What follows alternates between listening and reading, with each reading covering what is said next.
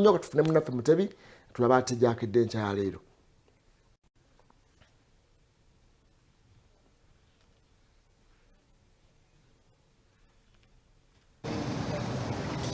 Abanaffe bagenda maaso n'okutulaba mu program Omusunsuzi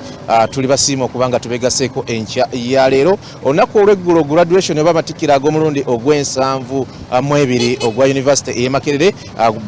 gatandise wano wetuli era nga olunaku olwaleero poliisi evuddeyo newabula abazadde n'abayizi abatikkirwa ku butya bwe balina okutambulamu nga bakozesa emiryango egiteereddwawo oba emirango egiragiddwa mu ngeri ki gye balina okulabika nti bayingira. Asawa zino ndi wano ku Eastern Gate abamanyi ekitundu kya University e Makerere amwe abava mu bitundu ebyewandegeya musobola okukozesa ekitundu kino abava mu bitundu ebyewandegeya Mulago n'ebitundu ebirinaanyeeyo kubanga ate kikugira ddala wali wansi ku bbiri ne kibanga kikutuusa wano wetuli. Ate bannaffe abava mu bitundu ebya Sapro Kagwa Road mwe musobola okukozesa gate eri emanyiddwa nga Western Gate kubanga gate eya main gate ekozesebwa abalina stickers emyufu oba abakungu bokka bebakozesa ekitundu ekyo. Ebyokwerinda biri gulugulu wano ku University Makerere.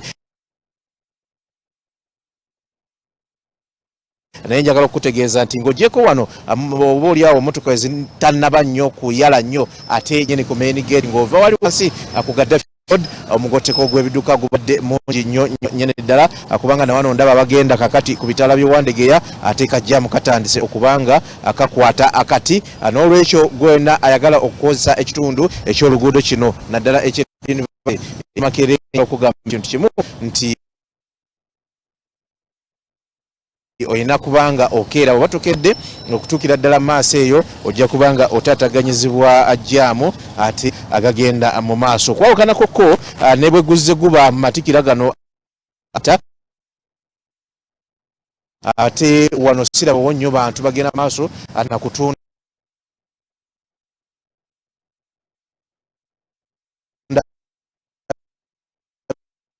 bintu bimulimuli n'ebyo sense zitera okubeera wano ebiseera ebisinga obungi ate tugenda maaso n'okulaba nga teziriiwo kyandibanga kiragiro kyavudde waggulu nti tebaleeta commotion wano kubanga singa wano wajjudde ate olunaku olw'eggulo twakeddeko ku main gate nawo ng'olaba kumpi ekintu kyekimu nawo tewabadde nnyo bizinensi zino ez'abannaffe abagenda maaso n'okutunda ebintu bino ebimu